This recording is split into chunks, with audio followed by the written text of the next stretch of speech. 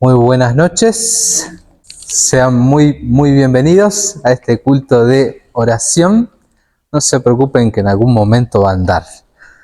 El día sábado por la mañana nosotros recomendamos 2 libros. El sábado por la mañana recomendamos 2 libros. ¿Recuerdan? Que tenían que ver con una pregunta que tratamos de responder el sábado. ¿Se acuerdan cuál era la pregunta?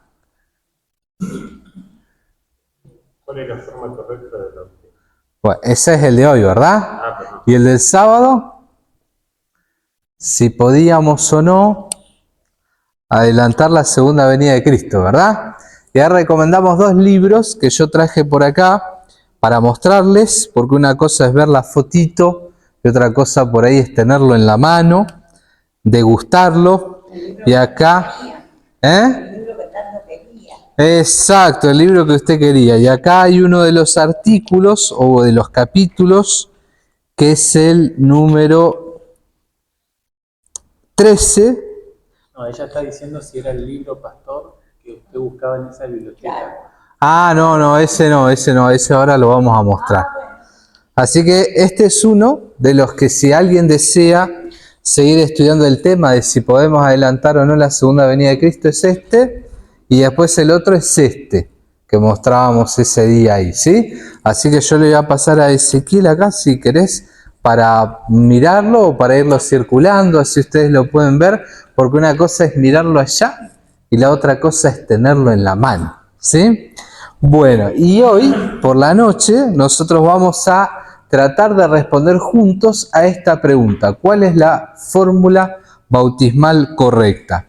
El sábado nosotros mencionábamos que existen dentro de la iglesia, si uno hiciera esa pregunta, la mayoría, sin lugar a duda, respondería de la forma tradicional en que todos hemos sido bautizados prácticamente, que es en el nombre del Padre, del Hijo y del Espíritu Santo. Pero, a pesar de eso, hoy día hay algunas personas que sostienen que en realidad deberíamos ser bautizados solamente en el nombre del Hijo. ¿Cómo llegan ellos a esta conclusión? ¿Cómo llegan ellos a esta afirmación? Tienen ellos dos postulados básicos que son los que utilizan, o 2 argumentos que son los principales. El primero es que Mateo 28, versículo 19, ¿recuerdan ese pasaje? Sí, ¿verdad? Donde Jesús da el mandato de la gran comisión de ir y bautizar en el nombre del Padre, del Hijo y del Espíritu Santo. Ellos dicen que ese versículo, Mateo 28, 19, es un añadido posterior. O sea que cuando Mateo escribió ese versículo, ese texto no salió, digamos, de las manos de Mateo, sino que después, con Constantino, allá por el siglo IV después de Cristo, o quizás durante la Edad Media, ese texto se añadió, pero no era parte de la escritura original de la Biblia. Y el segundo fundamento que ellos usan, o argumento, es que el libro de Hechos de los Apóstoles habla de que, o sea, menciona que los apóstoles bautizaban en el nombre de Jesús. Hay allí unos 3 o 4 versículos que mencionan esto, ¿sí? Vamos a leer hoy solamente uno a modo de ejemplo, Hechos 2, versículo 38. Voy a pedir si ustedes pueden buscar conmigo en sus Biblias y entonces voy a pedir si algún voluntario o voluntaria puede leer, por favor. Hechos capítulo 2, versículo 38. Gracias. Entonces allí dice, bautícese cada uno de vosotros en el nombre de Jesús. Y esto es algo que aparece algunas veces más en el libro de los Hechos. Entonces, por allí en la iglesia, hace tiempo, había personas que creían que había que bautizarse en el nombre de Jesús, y el argumento que utilizaban era que esta fórmula, en el nombre de Jesús, aparece más veces que la otra, que solamente aparece una vez en la Gran Comisión. Entonces decían, bueno, hay que usar esa, pero aún así ese argumento no terminaba siendo contundente. No terminaba siendo contundente. Entonces pasó lo siguiente, que es lo que nosotros vamos a tratar de ver y reconstruir esta noche, ¿sí? Vamos a ver por qué hoy, al día de hoy, hay un grupo de personas que sostienen con mayor contundencia, o dicen sostener con mayor contundencia, que el bautismo debería ser solamente en el nombre de Jesús. Y empezamos con el recorrido histórico, ¿sí? Hace unos años atrás, bastantes años atrás, en el año 140 después de Cristo, Papías de Hierápolis afirmó lo siguiente. Papías, que existió por allá por el 140 después de Cristo, fue citado por Eusebio, un historiador que justamente escribió muy poquitito después de esta época. Y Papías dijo lo siguiente: Mateo escribió ciertamente los oráculos divinos en lengua hebrea, cada cual los interpretó como pudo.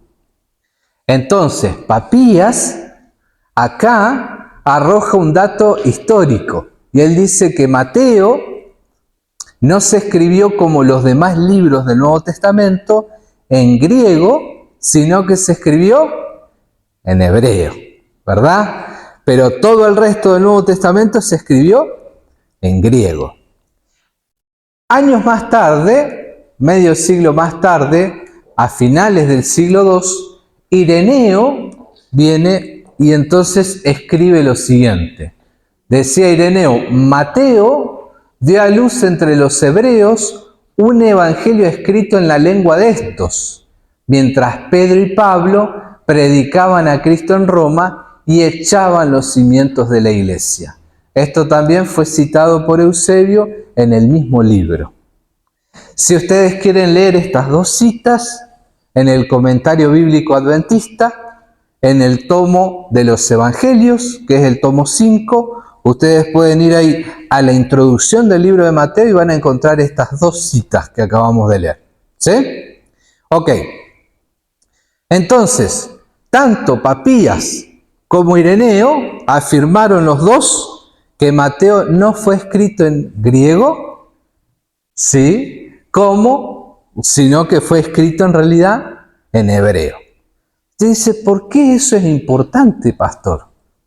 Porque hasta acá, hasta muy poquititos años atrás, todo lo que nosotros teníamos escrito del Nuevo Testamento, especialmente el Mateo, era en griego.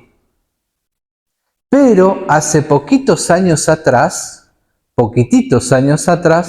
se descubre un libro que fue escrito en el siglo XIV, por allí por el 1300, este librito que ustedes ven acá, que ustedes van a ver que es un librito que está escrito en hebreo, y es un libro titulado Piedra de Toque.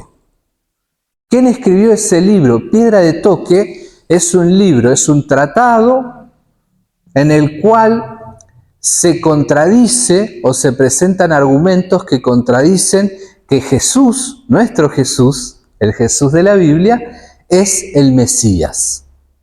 Este tratado fue escrito por un judío español llamado Shem Tov, que escribió acá, todo en hebreo, ¿verdad? Y cuando él atacaba pasajes de la Biblia, él se concentró en atacar los versículos de Mateo. Como él escribía en hebreo, él citaba versículos de Mateo en hebreo. ¿Estamos bien hasta ahí? Es un judío que está escribiendo en hebreo, que está refutando el libro de Mateo, ¿verdad? Y entonces él usa una fuente, vamos a decir una Biblia, ¿verdad? usa una Biblia, un Evangelio de Mateo para refutarlo, que estaba escrito en hebreo. Esa fuente que él usó, supongamos que él hubiese usado una Biblia como esta que usted o yo podemos usar, nosotros no la tenemos. Sí, Shem Tov, ese judío la tenía en su poder, ¿verdad? Pero hoy no existe. Todo lo que nosotros tenemos hoy es el libro que él escribió, que acá ustedes tienen la fotito, esta es la fotito de la primera página. Eso es todo lo que hay. Ok, hace poquitos años viene este hombre, George Howard. Él es un reconocido erudito judío, también hebreo, que tampoco cree en la divinidad de Jesús y tampoco cree que Jesús sea el Mesías. Entonces, cuando viene este hombre, él dice lo siguiente: miren, estas citas de Mateo que usó acá, Shem Tov, son las citas más antiguas que existen. Y entonces, ¿qué dijo, vamos a decir, la prensa académica, verdad? Acabamos de encontrar que este judío, Shem Tov, tenía en sus manos el manuscrito hebreo del cual hablaba Papías, del cual escribió Ireneo, ese primer evangelio que escribió Mateo en lengua hebrea. Este judío lo tenía en sus manos y de ahí él usó para escribir. ¿Estamos bien hasta ahí? ¿Qué pasa? Que para hacer esa afirmación, este hombre, George Howard, este erudito, lo que hace es como si usted y yo agarráramos un libro así, como este, ¿verdad?, en sus manos, porque era un libro lo que escribió este buen hombre, y entonces lo agarra el libro y usted dice, mire, esta es la copia más antigua del libro Hechos de los Apóstoles de Elena de White. Yo les digo así la afirmación. Y usted dice, pastor, pero este tiene pinta de que no es ni de los tapitas marrones, ¿no? No es ni de esos. Y yo le digo, ¿sabe por qué? Por la forma en la que está escrita. ¿Sí? Por la forma en la que está escrita. Yo leo esto y me da la impresión que es de un castellano antiguo. Quizás el que hablaba Cipriano Valera, ¿verdad? Casiodoro de Reina, es un castellano así, del 1600. Pero ¿cómo sabe usted, pastor? Y porque yo lo leo y me da esa impresión. Pero, pastor, no tenemos el libro de Elena, supongamos que no lo tuviéramos, para ver si es tapita azul o tapita marrón, para cotejar acá si dice primera edición, segunda edición, fecha de impresión. Entonces, este argumento que yo acabo de mencionar, es el argumento que hoy usan más sólido aquellos que dicen que se debe bautizar en el nombre de Jesús. ¿Por qué? Porque se encontró el evangelio más antiguo de Mateo y adivinen qué cosa. En este evangelio, en este libro, no aparece Mateo 28, 19. Y, a ver, ¿por qué no va a aparecer? Porque este hombre no está escribiendo acerca del discipulado, ¿no? Está contradiciendo el cristianismo, ¿no? Entonces va a ser raro que use Mateo 28, 19. Entonces dicen, como acá Mateo 28, 19 no está, entonces debe ser un añadido posterior. Lo debe haber agregado allá en la época de Constantino, lo debe haber agregado a la Iglesia Católica en algún momento de la Edad Media, pero acá no está. Entonces, ¿qué es lo que esto lleva a la letra chiquitita del contrato? ¿Vieron cuando uno firma un contrato? Que tienes ahí el asterisco, o si alguien está escribiendo un trabajo académico y pone la nota a pie de página y abajo aclara. Quienes afirman esto y apoyan esta teoría, el asterisco y la letra pequeña es que no creen que el Espíritu Santo sea una persona, ¿verdad? Entonces, lo que ellos dicen es el Espíritu Santo no es una persona, sino es en la deidad solamente existen dos, el Padre y el Hijo. Y en realidad el Espíritu Santo es o el Espíritu del Padre, que en algunos momentos sale de él y actúa, y después vuelve, o el Espíritu del Hijo, que sale en algunos momentos, actúa, y después vuelve para el Hijo. Esa es la letra pequeñita del contrato, ¿verdad? Y por eso usan este argumento que pareció en algún momento ser el de mayor auge. ¿Cuál es el problema que tiene esta teoría? Que es solamente una hipótesis basada en suposiciones. ¿Por qué? Porque yo no tengo el escrito que usó Shem Tov, este judío, para escribir eso, para cotejarlo. Y si yo me pongo a mirar para atrás, no tengo ningún manuscrito hebreo antiguo. Todos los que se han encontrado, y yo lo puedo tomar en mi mano, y yo los puedo leer y verlos y datarlos, todos son posteriores. ¿Sí? ¿Estamos bien hasta ahí? Ok, entonces miren, de paso acá, a pesar de que se ve muy, pero muy chiquitito, ustedes tienen una foto de, este es un manuscrito, una copia del Nuevo Testamento del libro de Mateo.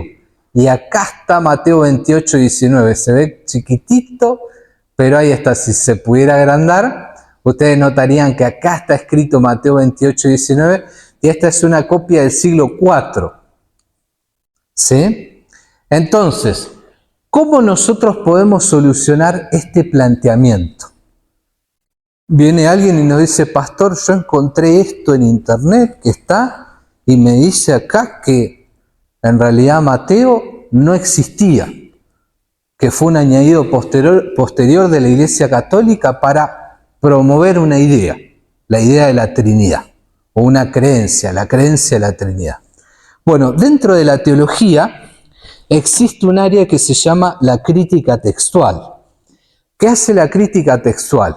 Del Nuevo Testamento nosotros tenemos más o menos entre 5.500 manuscritos, 5.500 copias que se han encontrado, hasta 6.000 más o menos. Existe un grupo de personas que se especializan en esto, porque son personas que saben varios idiomas, y entonces, ¿qué hacen estas personas? Es como si ellos agarraran todas esas 5.500 copias y las pusieran arriba de una mesa, y entonces empezaran a ir versículo por versículo y comparando en cada versículo las diferencias que hay. ¿Sí? En cada versículo las diferencias que hay. Entonces, si falta una palabrita, ellos la marcan y ponen en cuántos de esos 5.500 manuscritos esa palabrita falta. Si se añade una palabrita o una oración, de vuelta, ponen y ellos van registrando ahí. O sea, cada diferencia que haya entre algún manuscrito, ellos la dejan en evidencia, ¿verdad? O sea, la ponen sobre la mesa. ¿Sí? Noten que esto es diferente a lo otro. ¿Por qué? Porque en lo otro yo estoy hipotetizando que así podría haber sido. ¿Está bien? Pero acá hay algo objetivo, que yo tengo las copias, las puedo mirar y puedo mirar con mis propios ojos la diferencia. Y entonces lo que hacen estos eruditos solamente registran las diferencias. ¿Dónde están esas diferencias registradas? En este librito. Este es el Nuevo Testamento griego y todas las traducciones de la Biblia que ustedes tienen en el celular o en la mano, todas o la inmensa mayoría se hacen a partir de acá. Los traductores agarran este librito y van mirando los textos del Nuevo Testamento y acá, de paso yo les voy a mostrar para que ustedes lo puedan ver en pantalla. Acá está el librito que les estaba mostrando y acá ellos ponen arriba el texto del Nuevo Testamento, acá está Mateo 28, 19 y abajo Cada vez que haya una diferencia, ellos la registran y acá ellos te explican a través de números, de palabras, en cuáles manuscritos está esa palabra, en cuáles falta y etcétera. ¿Verdad? Ok. Y ahora usted dirá, pastor, ¿eso quiere decir que no todas las copias del Nuevo Testamento son iguales? No. ¿Y por qué es que las personas cometieron errores en esas copias? No sé si alguna vez usted ha leído algún libro de Haces que tenía alguna errata, que le faltaba una tilde, que... Imagínense si con imprenta eso pasa y hay que hacer varias ediciones del mismo libro, cuanto más ellos que copiaban a mano. Tengan en cuenta que quienes copiaban el Nuevo Testamento muchas veces estaban siendo perseguidos. Otras veces lo hacían en condiciones terribles. Por ejemplo, Casiodoro de Reina, Cipriano de Valera estaban siendo perseguidos, estaban exiliados, escondidos, y en la oscuridad escribían en condiciones terribles. Tengamos en cuenta, vieron que hoy las bibliotecas es el lugar donde vamos a ver libros, ¿no? O a buscar libros. En realidad en aquel entonces la palabra biblioteca viene de cómo se copiaban las copias del Nuevo Testamento, que era, había una persona que se ponía, dictaba, y habían varios escribas que al mismo tiempo copiaban, pero a veces en ese copiar se equivocaban en alguna ortografía, ¿verdad? En alguna palabrita. Gracias a Dios, ninguna de estas erratas, porque no son errores teológicos, son pequeñas variaciones, pequeñas variantes, cambian ni modifican ninguna doctrina, ¿verdad? No hay nada que cambie ni modifique ninguna doctrina. Y hoy nosotros lo vamos a ver. Les paso para si ustedes quieren mirarlo también, ahí pueden mirarlo, ¿sí? Ok, entonces ahora vamos a ver esto. Si yo me pongo a ver acá, y hay variantes de Mateo 28, 19, esas variantes deberían estar registradas acá, ¿verdad? Porque estas personas se tomaron el tiempo, son objetivos, no se guardan nada, y acá están registradas todas, ¿sí? Ok, acá estamos, le decía recién, Mateo 28, 19. Ustedes ya saben leer griego, ¿verdad? Porque el sábado aprendieron, ¿no? Entonces, acá, más allá de las letras, yo quiero que presten atención a lo siguiente. Cada vez que hay una variación, ustedes van a mirar, noten acá las letras, acá letras, y van a encontrar que arriba de las palabras hay acentos. Por ejemplo, acá hay un acento, acá hay otro acento, acá hay otro acento, acá también, acá también, acá también. Hay acentos, ¿verdad? Y el acento no es problema porque funcionan muy parecido a nuestro idioma. Pero van a notar que al lado de algunas palabras, no arriba, como el acento acá, sino al lado están esas pequeños símbolos que marcan que hay variantes. Por ejemplo, acá estamos en Mateo 28, 19 y acá encontramos una variante. Seguimos leyendo, acá hay un acento, no es variante, acento, acento, acento, y acá encontramos otra variante que es muy parecida a esta, que es como si fuera una R, nada más que con un puntito. Seguimos leyendo Mateo 28, 19 y encontramos acento, acento, acento, acento, acento, acento, acento acá, acá hay dos acentos, acá también, acá lo mismo, acá igual, acá también. Pero notan, Mateo 28, 19, ustedes ya, mirando así, ya saben cuántas variantes tiene.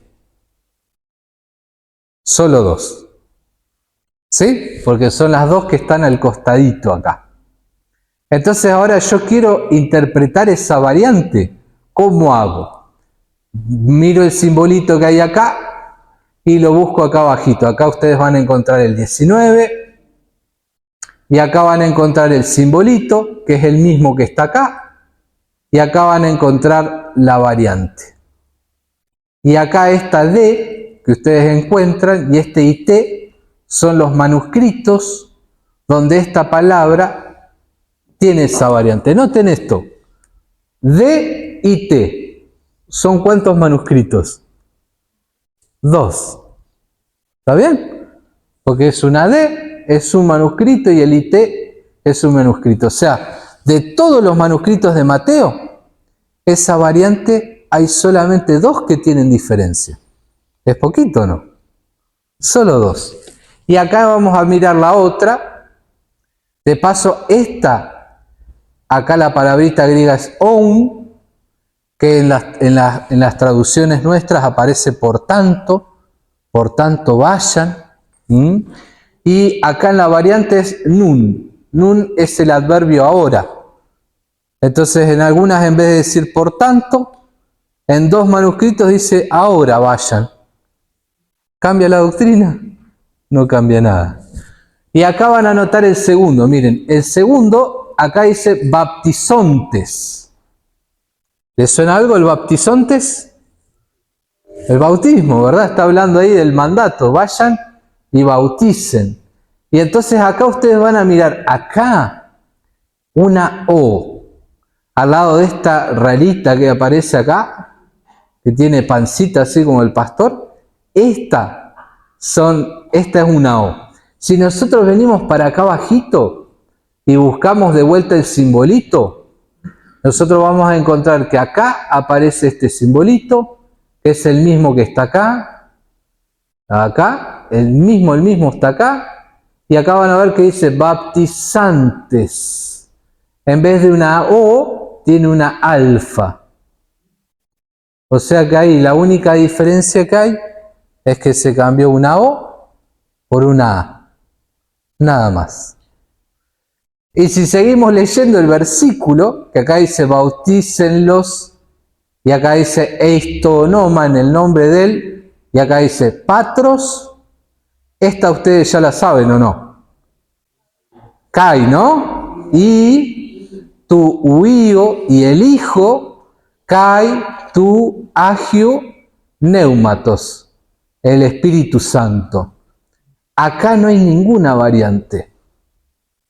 Eso quiere decir que de todas las copias del Nuevo Testamento que se han encontrado, de todas, no existe ninguna en la que falte la fórmula bautismal en el nombre del Padre, del Hijo y del Espíritu Santo. Este argumento es empírico. Yo puedo ir a las copias, puedo buscarlas en internet, puedo ir a un museo, leer y ahí va a estar. Este no es una hipótesis, ¿verdad? Ahora, si me quedaran dudas a mí, si me quedara alguna duda, puedo agarrar y usar otro libro, que es este. Este es el libro que yo les contaba el testimonio el sábado, ¿sí? El libro que el Señor me regaló en una biblioteca de la iglesia de Villa Langostura, cuando yo pensé que por mi problema de la vista, ya no podía leer más. Y entonces estaba orando, en realidad no lo había expresado verbalmente, pero estaba en mi corazón la preocupación y me quería comprar este libro. Este librito hoy sale un poquito más de 70.000 pesos. Ese que ustedes tienen en su mano un poquito más de 100.000 pesos. Son libros especializados y son importados. En Argentina es muy raro que se consigan. ¿Qué hace este buen hombre? Bruce Metzger. Él lo que hace es lo mismo que hicieron allá. Él agarra todas las diferencias del Nuevo Testamento y las explica en el libro. Va versículo por versículo y explica cuál es la mejor variante, cuál es la más fidedigna. Y entonces uno viene acá, busca, y si hay una variante que puede representar un problema para la teología, él acá lo registra todo, ¿sí? Les paso para que lo miren también. Le voy a mostrar lo que dice él de Mateo 28, 19. Y acá nos mata que el cañón se ve muy chiquitito. Pero acá si ustedes miran, en esta columnita, los que tienen buena vista, van a encontrar los versículos. Acá dice Mateo 28, 11, 28, 15 y acá pasa el 28, 20. Eso quiere decir que él, el 19, no registra nada. ¿Por qué no registra nada? Porque no hay ninguna variante significativa. Y esto es empírico.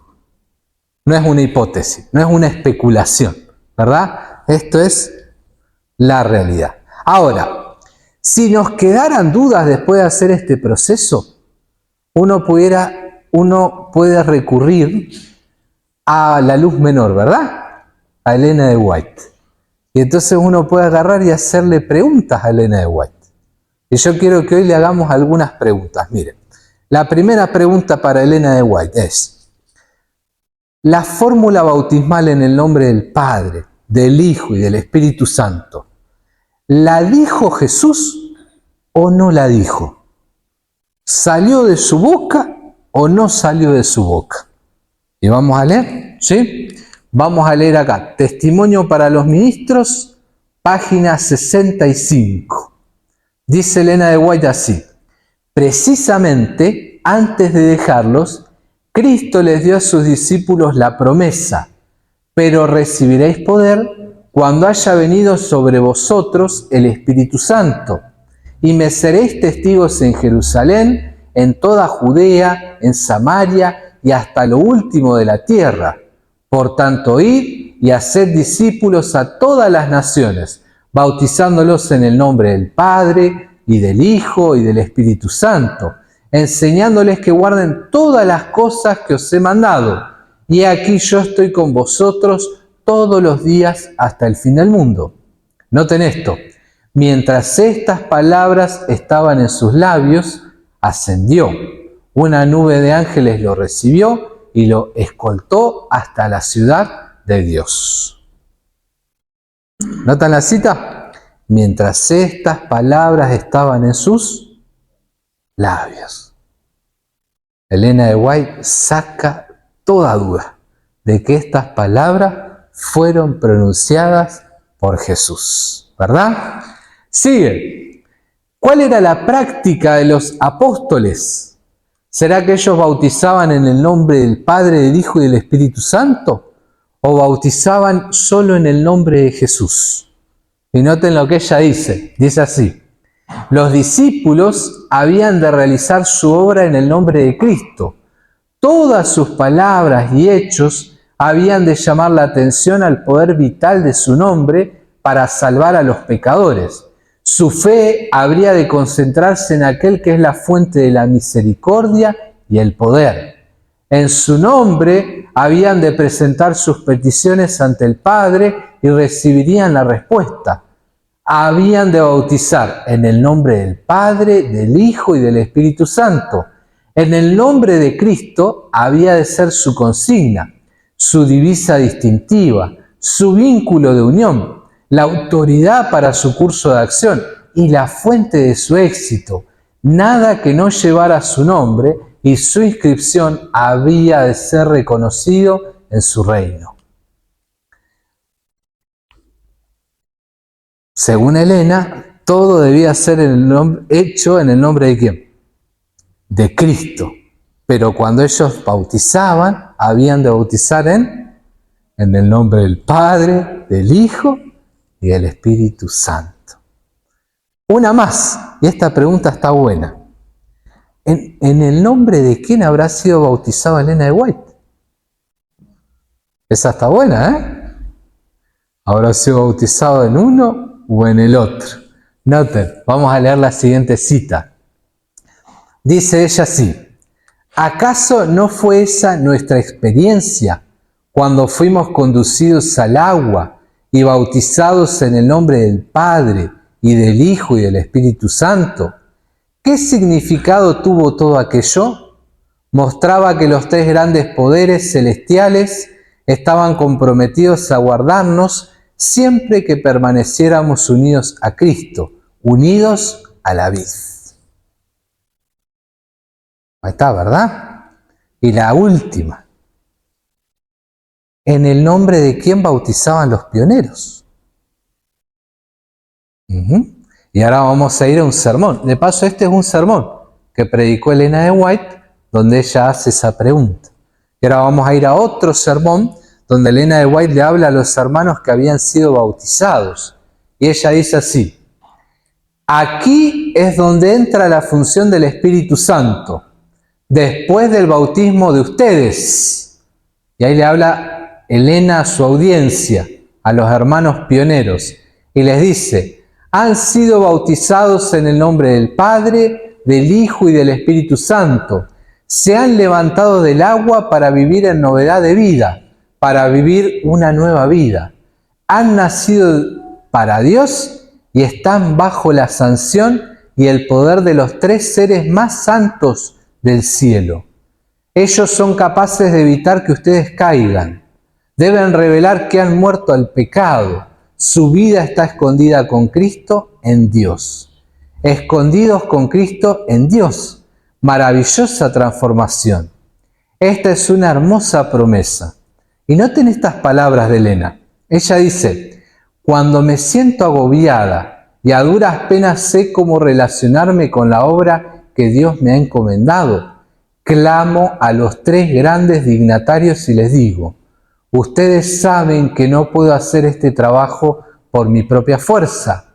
Tienen que orar en, por y a través de mí, santificando mi lengua, mi espíritu y mis palabras, colocándome en la posición donde mi espíritu será susceptible a los impulsos del Espíritu Santo de Dios ejercidos en mi mente y carácter.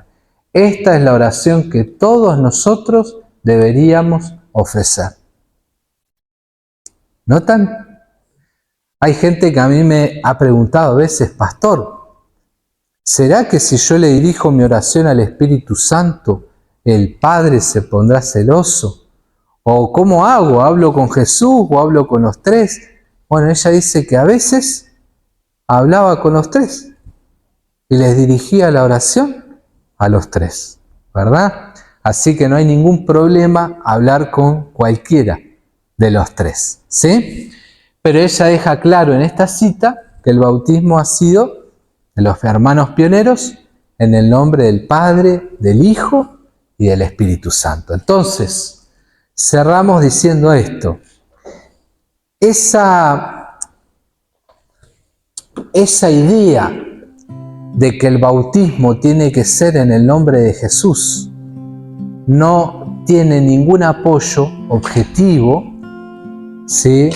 No hay ningún apoyo objetivo, es simplemente una hipótesis que está basada en una presuposición. Y esto es lo más importante.